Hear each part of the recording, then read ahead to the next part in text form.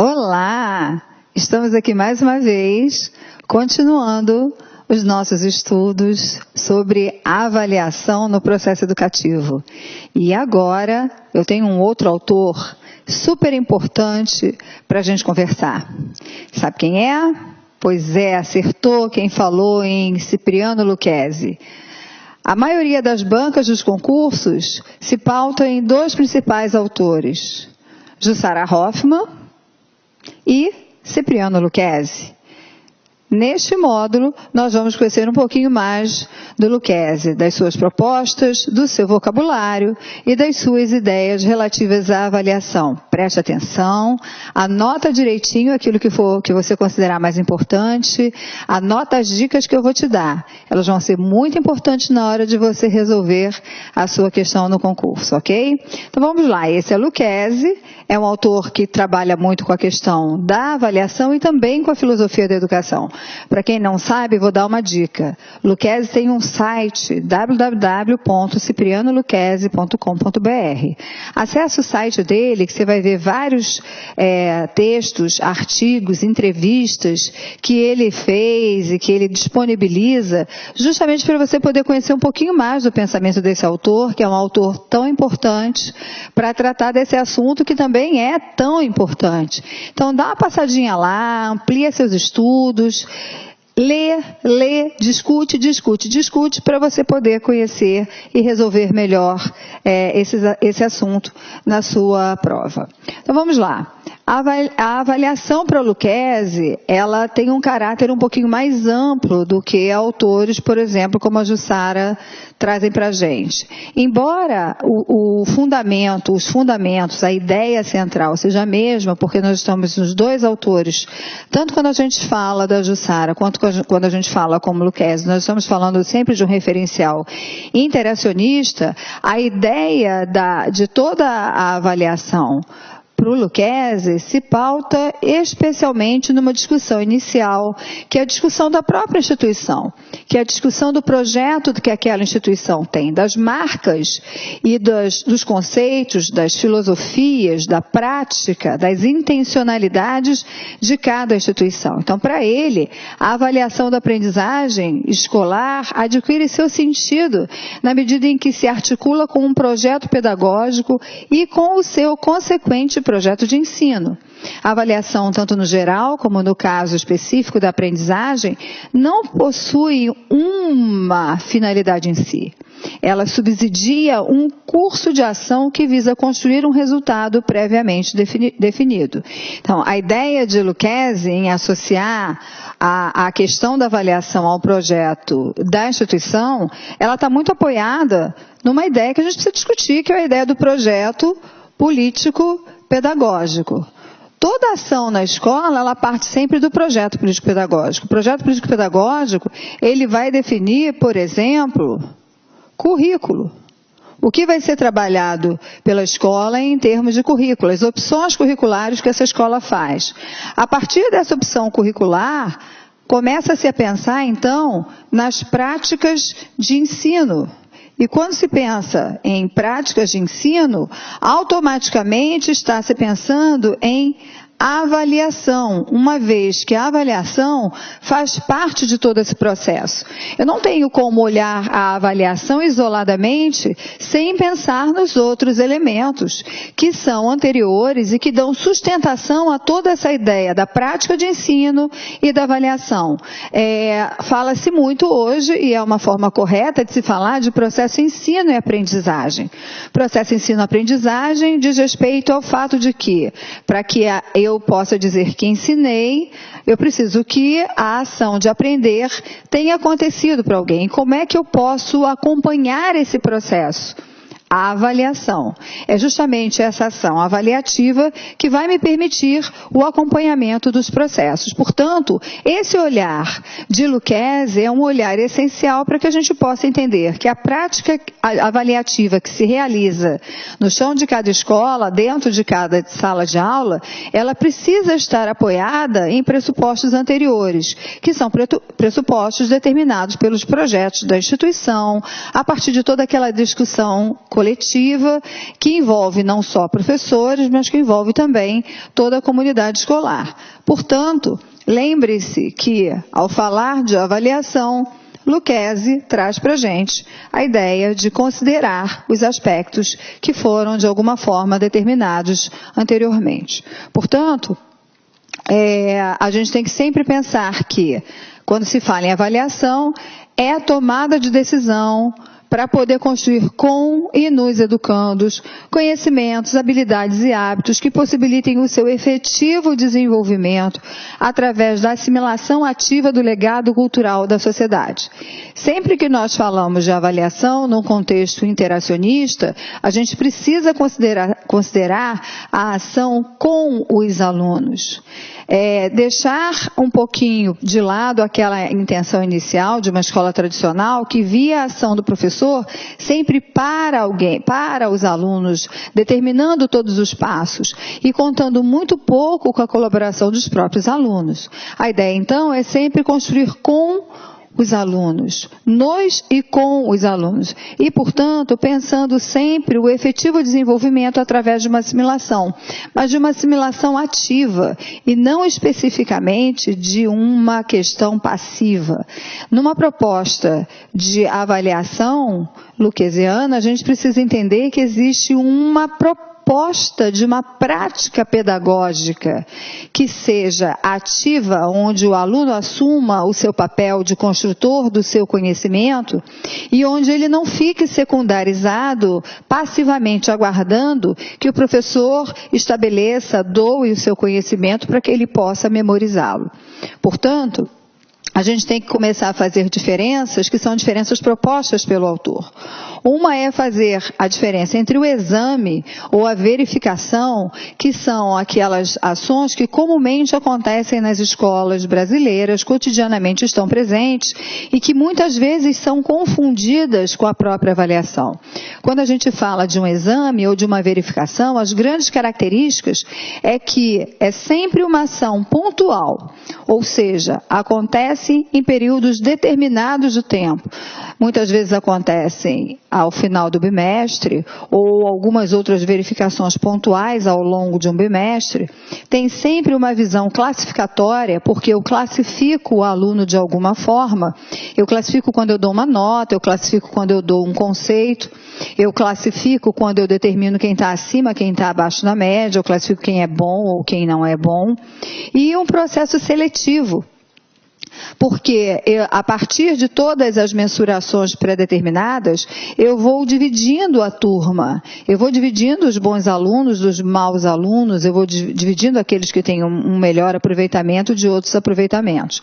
A verificação, ela, quando utilizada separadamente, quando utilizada apenas como um fim em si mesma, não traz resultados a longo prazo na perspectiva de construção do conhecimento. Uma verificação pontual apenas tem condição de perceber ou de mensurar o número de conhecimentos que o aluno tem naquele exato momento. E a gente sabe, muitas vezes por experiência própria, que o momento dessa verificação é um momento tenso, é um momento em que muitas vezes você tem uma tarefa determinada num tempo específico que não permite que você elabore todos os conhecimentos que você tem. Mas na perspectiva da verificação, os exames, eles trazem para a gente, então, um resultado bastante pequeno, uma amostra bastante pequena de um processo que é um processo muito mais amplo. Já a avaliação, ela assume outras características. Um processo de avaliação não é pontual, porque a avaliação ela ocorre justamente ao longo de todo o processo. A gente tem aqui uma ideia de uma ação que é processual, que acontece todos os dias, que acontece cotidianamente no encontro do aluno com conhecimento, a partir dessa atuação, a partir dessa intenção do professor de trazer experiências que possibilitem ao aluno essa construção. Ela é dinâmica, uma vez que não está pautada em momentos específicos, uma vez que o tempo inteiro, a cada atuação, a cada momento, ela acontece. E ela é includente, porque o objetivo de uma avaliação não é selecionar alunos, não é excluir alunos, muito pelo contrário, é incluir todos no processo de ensino-aprendizagem. É, de alguma forma, incluir inclusive aqueles que têm mais dificuldade, aqueles que têm mais dificuldade de aprender algumas questões específicas em algumas disciplinas, aqueles que estão por alguma razão desmotivados e não interessados em participar desse processo de construção de conhecimentos. A avaliação é justamente o mecanismo pelo qual todos esses ajustes, todos esses movimentos podem acontecer. Portanto, a gente precisa pensar na avaliação junto com suas finalidades. É preciso, então, de fato, verificar se houve aprendizagem significativa de conteúdos relevantes que tenham sido propostos pelo professor. Num processo de avaliação, faz parte dele verificar conhecimentos. A diferença é que eu não paro na verificação. A verificação é um dos elementos que vai justamente trazer subsídios para a minha prática e que vai me permitir justamente reforçar alguns pontos, trazer novas experiências em outros pontos, ampliar algumas questões, justamente para poder diminuir as dúvidas que os alunos tenham.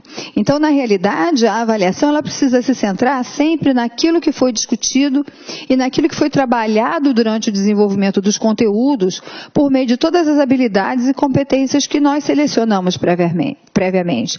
Então, é uma avaliação que se foca basicamente, especialmente, naquilo que o professor, no cotidiano com seus alunos, de fato trabalhou, de fato discutiu, de fato oportunizou situações para a construção de conhecimentos. Então, não é uma avaliação que possa ser feita a partir de uma postulação geral, ampla, e que envolva, inclusive, aspectos que tenham sido pouco trabalhados pelo professor. A avaliação precisa ser consciente dentro daquilo que foi previamente estabelecido.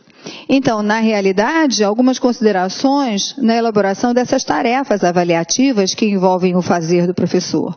Primeira coisa, é preciso pensar que muitas vezes nós usamos palavras sem um sentido preciso no contexto da avaliação. Então, a gente tem que evitar expressões do tipo: comente, dê sua opinião, que você sabe sobre, discorra, conceitue, como você justifica. Porque quando a gente usa expressões muito amplas, as respostas a essas questões podem ser tão amplas quanto as perguntas. Se eu pergunto, dê a sua opinião, imagina, você vai lá, coloca uma situação, você coloca um fato histórico e você pede a opinião do aluno. Se eu pedir a opinião do aluno, o que ele trouxer para mim como opinião, eu sou obrigada a receber. Então, a gente tem que ter um cuidado na hora de organizar isso. Por exemplo, comente a frase de Sócrates, conhece-te a ti mesmo. Aí o aluno responde assim, olha, acho uma frase muito profunda, tão profunda que nem consigo captar seu real significado. Mas acho que Sócrates estava certo quando disse a frase, pois sendo um sábio não teria dito besteira. O que a gente faz com uma resposta dessa? Qual o tipo de conhecimento que o aluno mostra para mim que sabe? E muitas vezes a gente vê isso nas provas e depois ainda vê os comentários sarcásticos dos professores a respeito das respostas dos alunos. Mas na realidade, entendendo que a ação docente é uma ação intencional, que o professor é um profissional responsável e competente pelas suas próprias ações, a gente não pode pensar em aceitar uma pergunta, uma formulação que leve o aluno a possibilidades diferentes de resposta do que aquilo que foi a nossa intenção inicial. A gente tem que ter cuidado também com a falta de parâmetros para correção. A gente deixa sempre, muitas vezes, o aluno na mão do professor. Por exemplo, professor, o que o senhor quer na questão X? Como é a organização das abelhas numa colmeia? Aí o garoto diz, pô, é legal pra caramba, é bacana, é joia. E aí, Como é que a gente faz isso? O aluno assistiu a minha aula e deve responder da forma que foi dado. De novo, a gente está pedindo uma repetição e sem colocar exatamente os elementos que são significativos para a elaboração da resposta. Às vezes há uma exploração exagerada da memorização. A memória faz parte de um processo de aprendizagem, mas fazer parte de um processo não significa sinônimo. Eu não posso dizer que memória é sinônimo de aprendizagem. A memória, ela faz parte, ela inicia esse processo de aprendizagem, mas se ela não for elaborada, continuada, o processo de aprendizagem não se constitui. Então a gente precisa ter cuidado. Olha só algumas das questões que a gente vê por aí. Relacione os nomes das aranhas venenosas. Então a gente tem o nome das aranhas e os nomes que os alunos precisam saber. Então olha só. Eu estou apelando puramente para memorização. Não tem uma análise, não tem uma explicação, não tem, de fato, uma construção de conhecimento que traga significados importantes para os alunos. E, portanto, a gente precisa pensar nesses aspectos, inclusive na hora de formulação das questões com as quais nós pretendemos verificar os conhecimentos que os alunos vêm construindo ao longo das aulas, ao longo daquele percurso de aprendizagens. Então, a gente precisa pensar que na hora de verificar, de aferir a aprendizagem, a gente vai ter que pensar em verificação e avaliação. E para isso, a gente vai usando sempre medidas. Medida é uma forma de comparar grandezas, tomando uma como padrão e outra como objeto a ser medido, tendo como resultado uma quantidade de vezes que aquela medida cabe dentro do objeto medido. Os professores utilizam como padrão de medida o acerto da questão. Então, o nosso padrão de medida é acerto da questão. Então, a medida da aprendizagem do educando corresponde sempre à contagem das respostas corretas que o aluno faz sobre uma determinada aprendizagem que se esteja trabalhando, que se esteja colocando. A atribuição dos pontos às questões e seus correspondentes acertos não muda a qualidade da prática. Ela continua sendo a medida. Então, de fato, mesmo que eu coloque pontos diferenciados nas questões, o que é uma prática muito recorrente, essa questão vale 2 pontos, a outra questão vale 1, de fato, a gente continua usando apenas medida. Precário ou não, importa compreender que na aferição da aprendizagem, a medida é um ato necessário e assim tem sido praticada na escola. Então, a ideia de Lucchesi não é dizer que não adianta que você não meça, que você não verifique, que você não esteja acompanhando o resultado. O problema é que a gente tem que ter uma clareza para além disso, pensando que no movimento real da operação com os resultados da aprendizagem, o primeiro ato do professor é a medida, porque é a partir dela, como um ponto de partida, que a gente pode dar os passos seguintes da aferição da aprendizagem. A grande questão é que muitas vezes os passos seguintes não são efetuados, não acontecem. E quando a gente para o processo somente na medida, a verificação pura e simples não pode ser considerada como avaliação. E aí traz para a gente uma grande questão. O que eu faço com os resultados? O que eu faço com essa questão? Então, se eu só registro na caderneta dos alunos, o que eu estou fazendo? Eu estou, novamente, reforçando a ideia da verificação. Se eu ofereço ao aluno, caso ele tenha tido uma nota ruim ou um conceito inferior, uma oportunidade de melhorar a nota ou um conceito permitido que ele faça uma nova aferição, novamente eu vou dar a ele uma oportunidade de refazer um novo momento de verificação de conhecimento. Agora, atentar para as dificuldades e desvios da aprendizagem dos educandos e decidir trabalhar com eles para que, de fato, aprendam aquilo que deveriam aprender, construir efetivamente os resultados necessários da aprendizagem, é o que a gente vai entender como processo de avaliação. É preciso que o professor tenha esse olhar de, ao pegar um documento, de pegar um instrumento de verificação e, a partir daquela medida, ele possa pensar em investir para que os alunos aprendam, de fato, aquilo que eles demonstraram não ter aprendido naquele movimento, naquele instrumento de medida. Então, a gente volta a discutir os nossos padrões e as nossas medidas, os nossos graus ou conceitos necessários para aprovação ou para reprovação de alunos.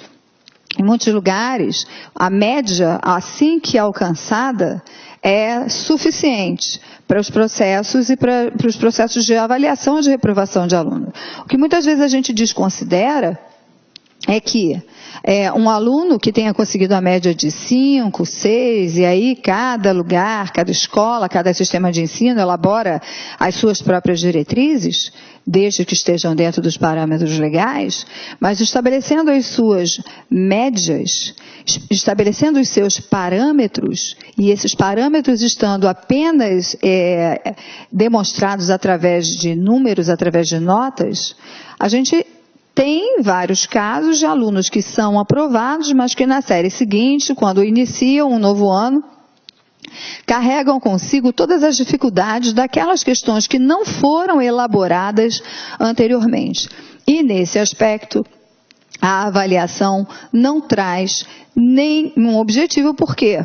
Justamente porque a avaliação não está acontecendo, embora muitas vezes vá ser assim chamada.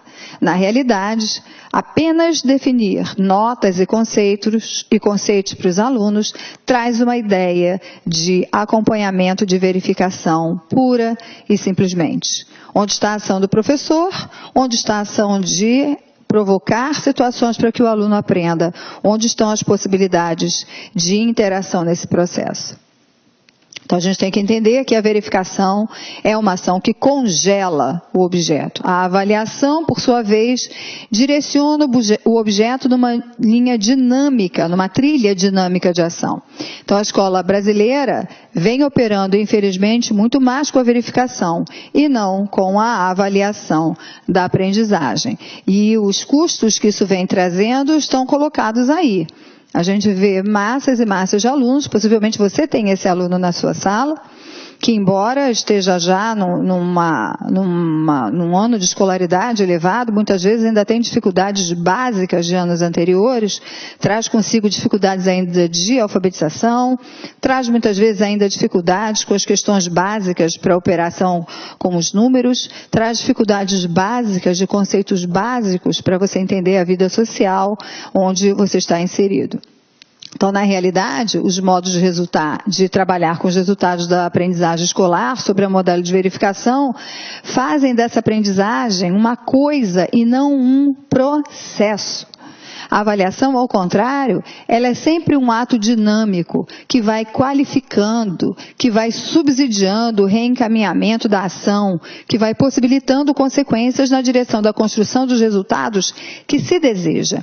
Então, é um processo de investimento contínuo nos processos de aprendizagem do aluno.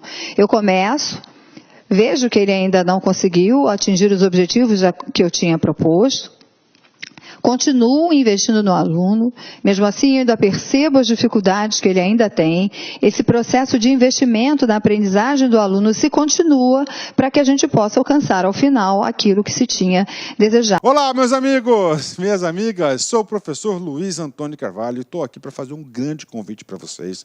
Vocês que acabaram de assistir aí uma pequena parte de uma aula demonstrativa do Lá Concurso, para vocês conhecerem os nossos grandes mestres aqui do Lá Concursos. Nós do Lá Concurso, nós fizemos um super curso online específico focado na Prefeitura de Barretos para o cargo de professor. Nós temos grande expertise em concursos para o magistério. Tenho certeza absoluta, se você assistir a nossas 121 horas, que é o nosso curso da Prefeitura de Barretos para o cargo de professor, lá no dia da prova você vai ficar altamente competitivo. Professor, quanto custa? Você vai nem acreditar. O melhor custo-benefício para você estudar para o concurso de professor de Barretos. Investimentos apenas 10 parcelas de R$20, 121 horas específicas, top de linha aqui do Lá Concurso. Bacana? Ah, já esquecendo, você quer uma cortesia para a galera aí, você quer esse material de apoio aí, do professor que você acabou de assistir, da professora, do professor, é muito simples. Clica aqui embaixo, nós temos um link, você vai ser direcionado para o site, você vai ter que fazer ali um cadastro básico, né, que é normal, um pequeno cadastro, e você pode fazer o download gratuitamente. Aí aproveita, já dá um likezinho, coloca o seu comentário, compartilha o vídeo aqui do Lá Concurso. Bacana? Espero vocês. Fui, tchau! Clique lá.